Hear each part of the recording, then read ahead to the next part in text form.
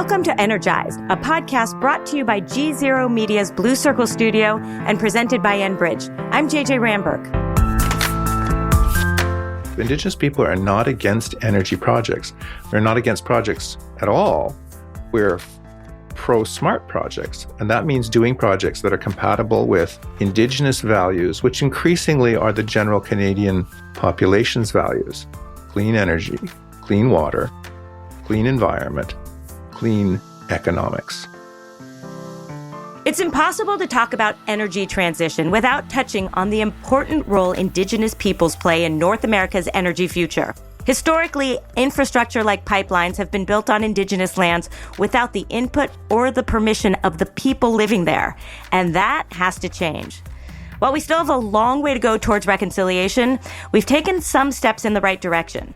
In the last few years, there have been more and more instances of Indigenous equity participation in new energy infrastructure projects.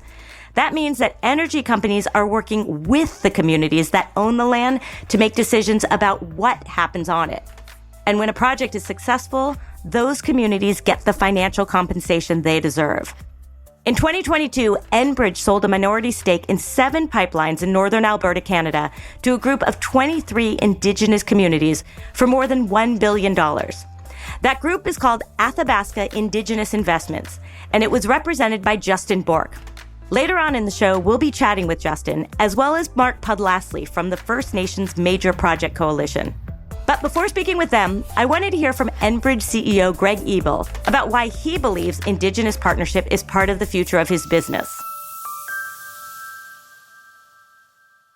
Greg, what role do you think energy companies play in reconciliation with Indigenous communities?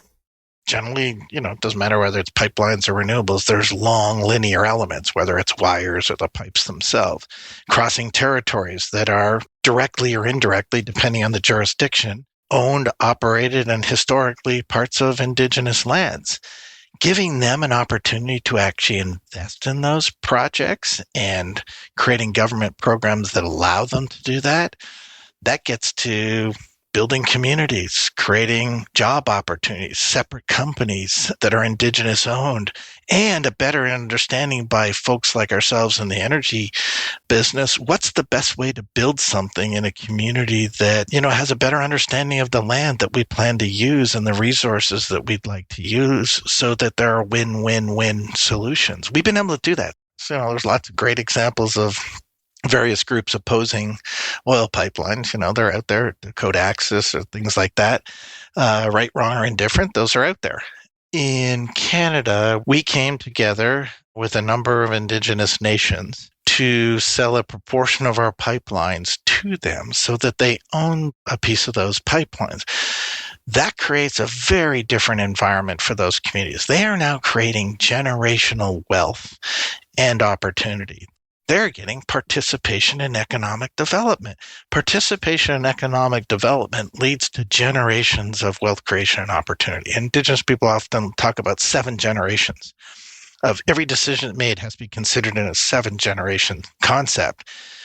If you can get them to participate and give them the opportunity to participate, I think it creates a lot of societal space for recognizing, okay, maybe I don't want this wind project or this pipeline, but now I'm actually advancing other elements that beyond climate, but also social justice and economic justice. That's a complex web, but that's the reality of the world, and that's the reality of every single community. As Greg said, it's a complex web, and there's no better way to untangle it than by talking to the people who live and breathe these issues, like Justin Bork and Mark Pudlasley. Justin Bork is the founder and president of Asokan Generational Developments. Justin's Métis upbringing in northern Alberta, Canada, instilled in him a deep connection to the land, environmental stewardship, and cultural integrity. That's what led him to his work in Indigenous community development. In just the last few years, he's led 3 Indigenous equity transactions with the energy sector, including that 2022 landmark deal with Enbridges. Mark Pudlasley is a member of the Cooks Ferry Indian Band and Tlaka'kma Nation in British Columbia, Canada. He's the Chief Sustainability Officer for the First Nations Major Projects Coalition, which works to promote Indigenous interests in projects taking place in their territories. In short, Both Justin and Mark spend their days thinking about the land we live on and how best to use it. But it wasn't until recently that people like them had a seat at the table.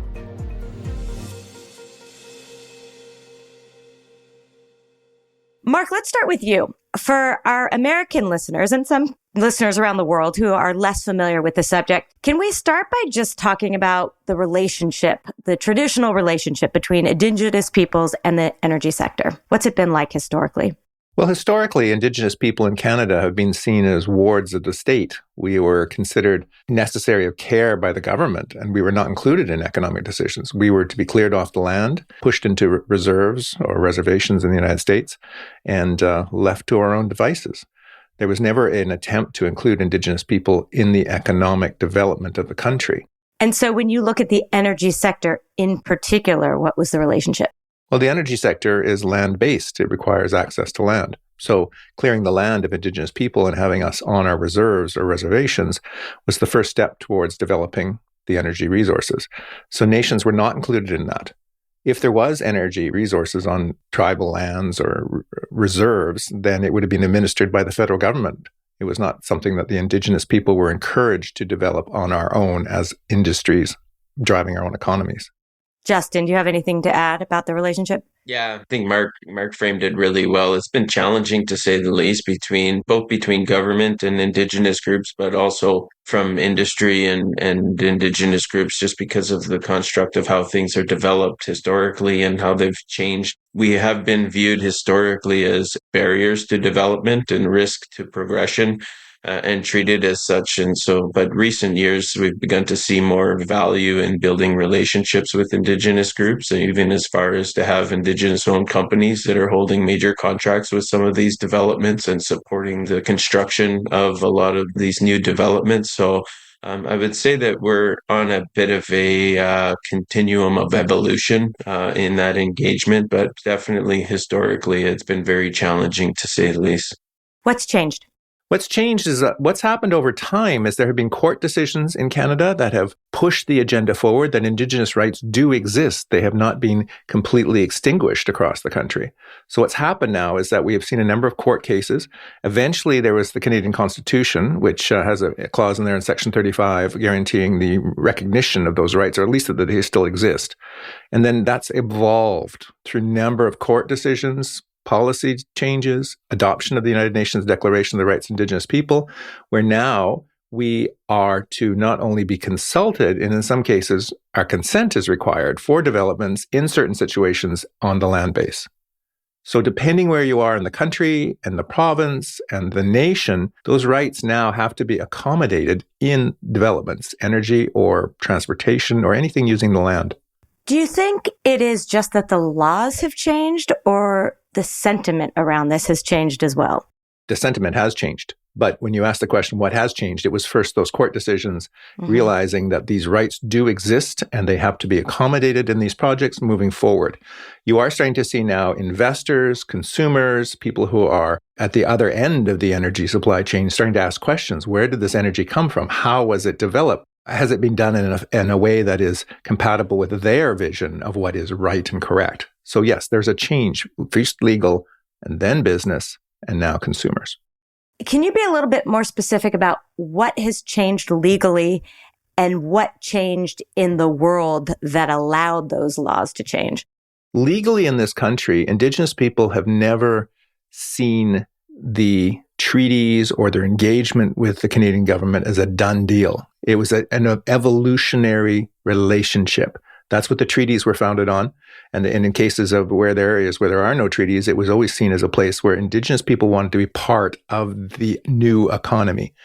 That was not seen by the government as the direction they wanted to go at the beginning. So Indigenous people have never stopped pushing for the recognition of these rights, which were promised by the Crown at the beginning of the country.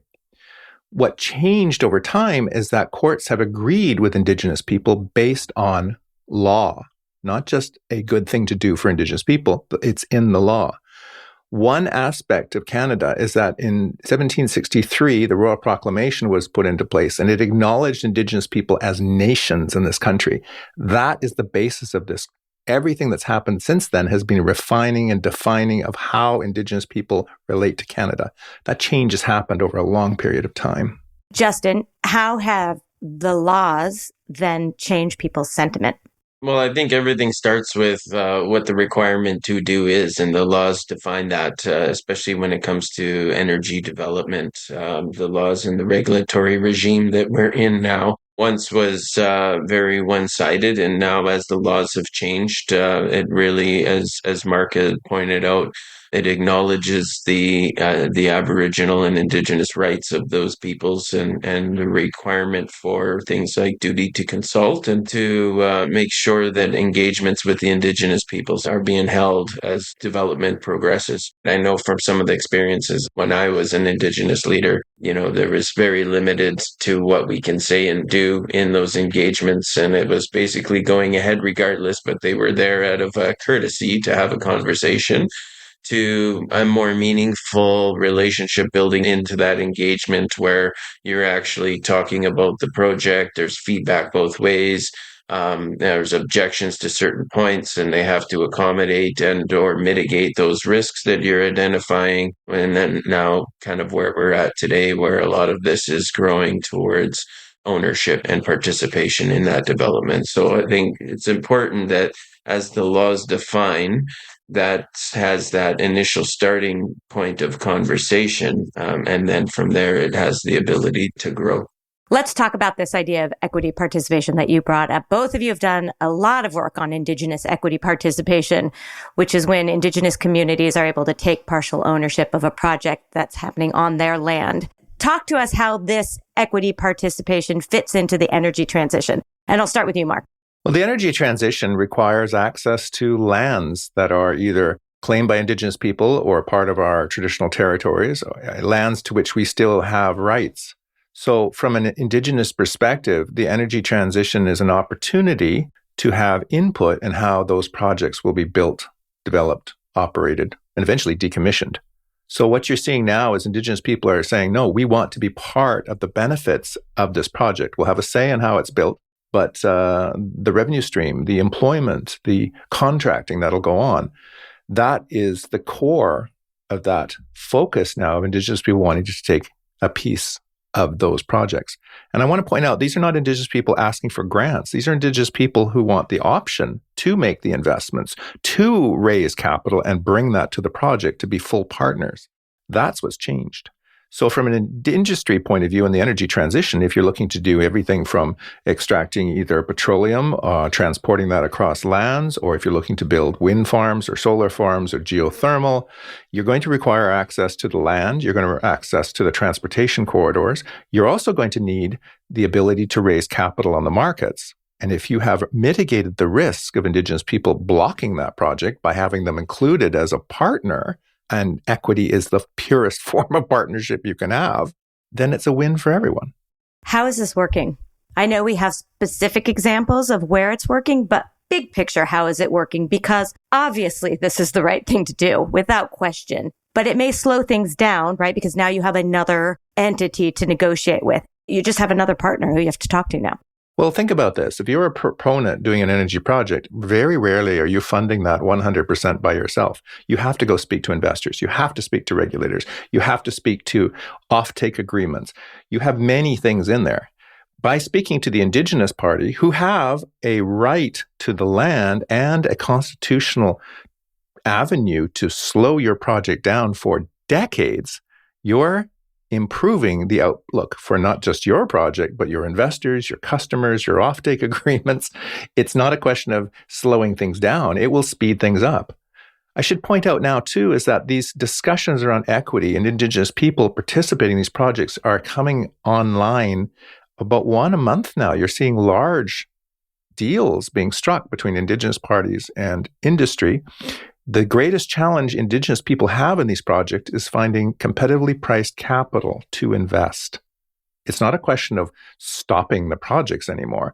The First Nations Major Projects Coalition has 170 members all across Canada, which is coming up on 1/3 of all the nations in the country. These are nations who have interest in participating in the projects in their territories, which should smash the myth that these people are looking to slow industry down. These are people who want to get involved, who will benefit the project, the proponents, outlook, their own outcome, and eventually the Canadian economy. In most of these projects, do the Indigenous peoples need to raise their own capital, or is there equity for just getting use of the land? Each situation is unique. It could be a situation where the nation will come in with their own capital that they've already got from previous business operations. In other cases, they'll need a loan guarantee program, which in Canada exists in different provinces and now federally is being developed.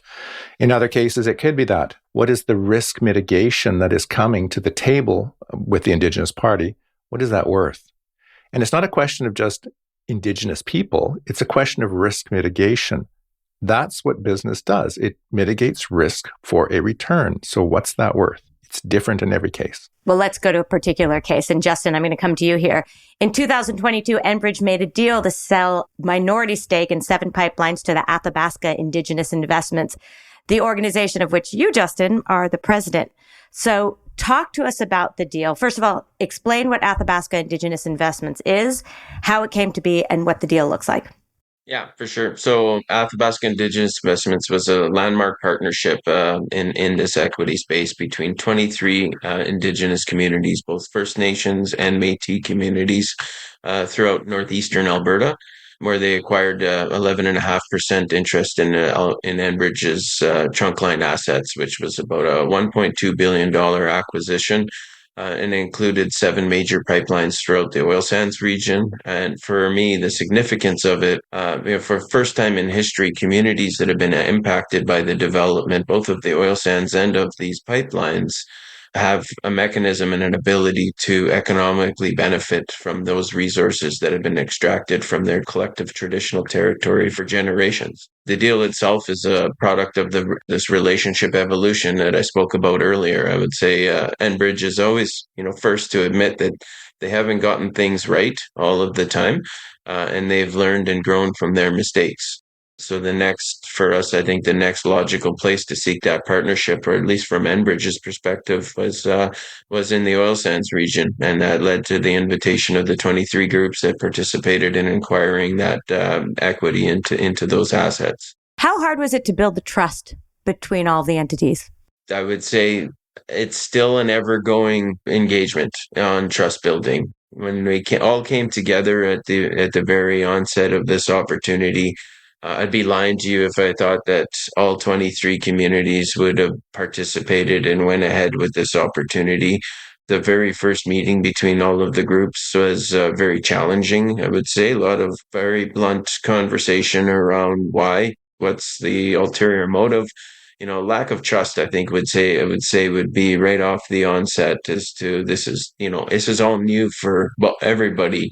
And so to start a conversation around here's an asset and we would like to partner with you and we give you the opportunity to acquire in, this new chartered path was a lot of questions on the onset. And I think in the experience that I've had, both in this one and other equity transactions that I've been a part of, there's a process that endures, and it always starts with that lack of trust. And I often always say these deals only travel at the speed of trust.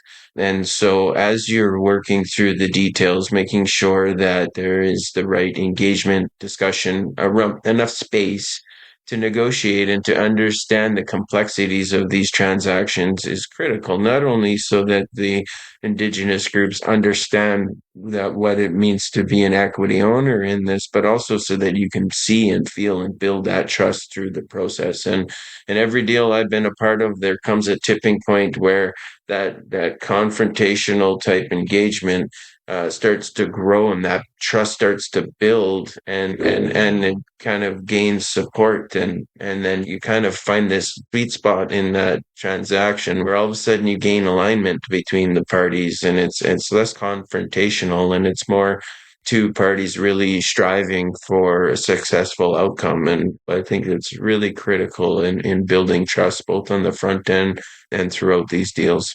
Can you characterize what this Enbridge deal means to the Indigenous communities?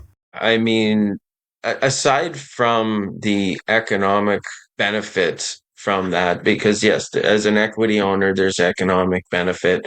That's important. Some of the communities have been able to lever that for social development. There's other nations that are building infrastructure for their community and really being able to socially build programs and prosper. So that gives that ability, that financial sovereignty, if you will, to be able to address some of the social impacts that nations have been trying to work around. So that's a great benefit. But I think there's a lot of residual other tertiary benefits from these types of relationships.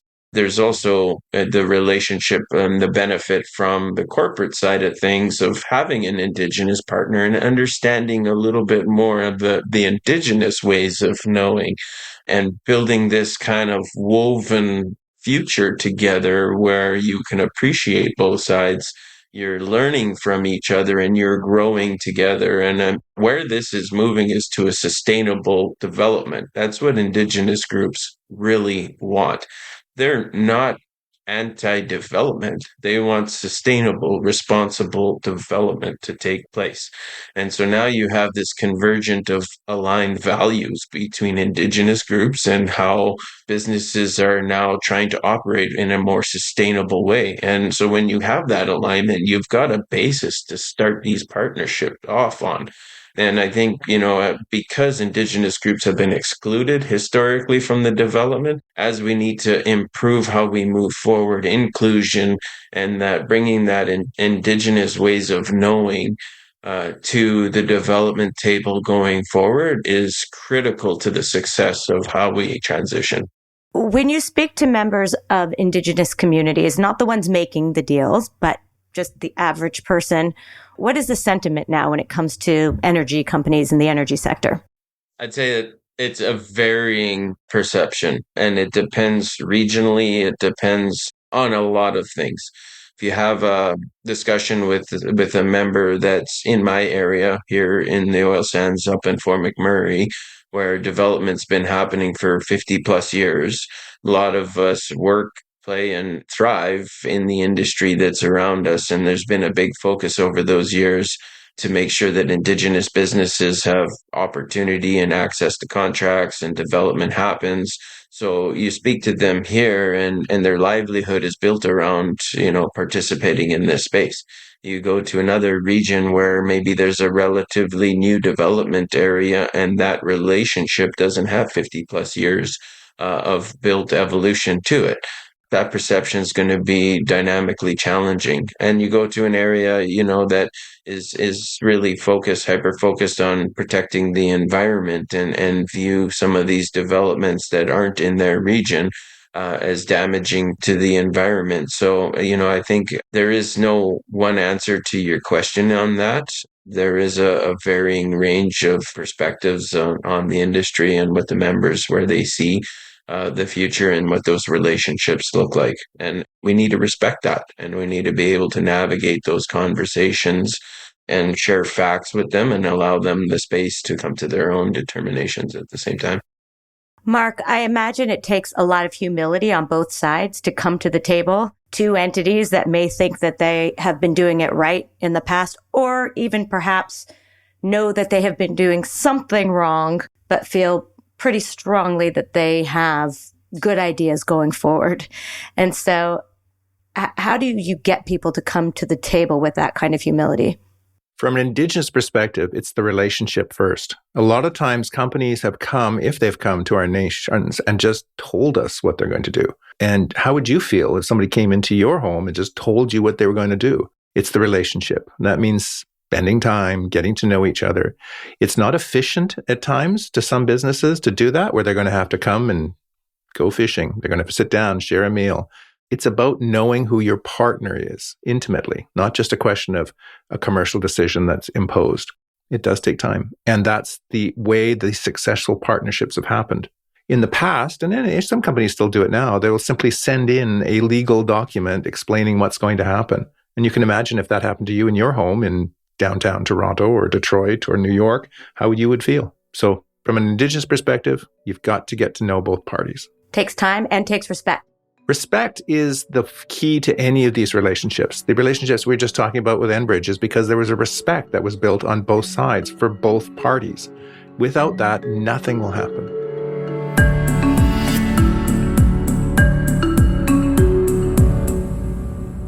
You've said, Mark, that economic reconciliation can become one of Canada's biggest competitive advantages.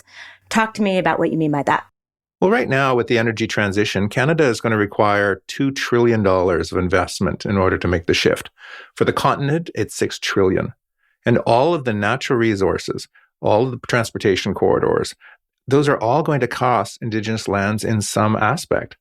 So for Canada to be prepared to compete against the world, we have the ability to raise capital. We have strong environmental protections. We have willing capital markets, companies, and increasingly Indigenous parties. We should own this transition as a nation, and we can do that if we're all working together. How we've done it in the past, where there is an Indigenous court challenge and blocks the progress of a project for 20, 25 years, can't happen going forward with the timetable for the climate transition. And if that happens, we will lose out to Australia, to Argentina, to different parts of Africa. We have an opportunity here now to get all the pieces right, and it would be our competitive advantage as a nation to do that. Steps have been taken clearly in the right direction, but we're not at the end yet.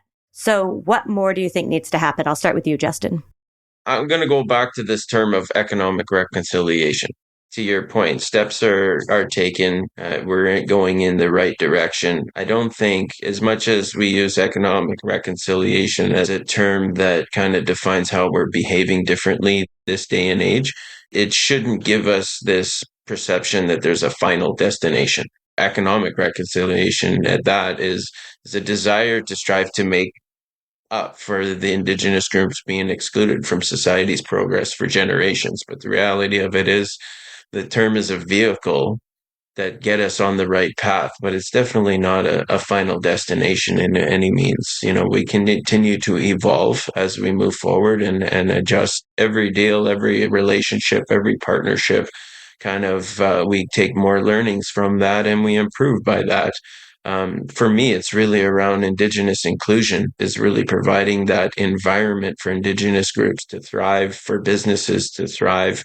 And back to Mark's earlier comments, it does give us that competitive advantage when we are all working together. So, you know, for me, I think the journey is ahead of us. You know, we are in the throes of it now today, and there's still a lot of gaps that need to be kind of sorted out. Access to capital was spoken about as well. There is mechanisms that are starting to be created, developed. A federal loan guarantee program is a good example of that. It's not the end all be all solution, but it is definitely a step in the right direction that will help enable and kind of overcome some of the challenges that Indigenous groups have faced as a result of the history.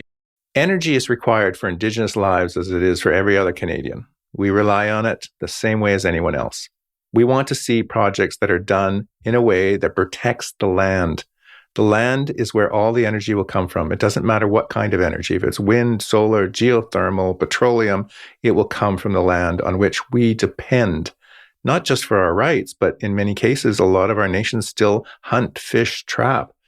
When you look at how the general Canadian economy is going, the general Canadian population, they want to see safe lands. They want to see environments that are protected, and they want to see energy done in a way that allows those 2, 3, 4 things to happen. So from an Indigenous perspective, Indigenous people are not against energy projects. We're not against projects at all. What we are pro-smart projects, and that means doing projects that are compatible with Indigenous values, which increasingly are the general Canadian population's values: clean energy, clean water, clean environment, clean economics. I think there's a realization that there is a very large opportunity to improve our existing energy systems. And that gets overshadowed a lot by talks of energy transition and green projects, although it's a blended mix that we need on a go forward. And there is no projection right now that doesn't see hydrocarbon and petroleum-based products still required into the future. So there's still a very large opportunity for Indigenous groups to participate in improving how those systems are working and what the investments required there are as well. And I know a lot of groups that are focused in that space.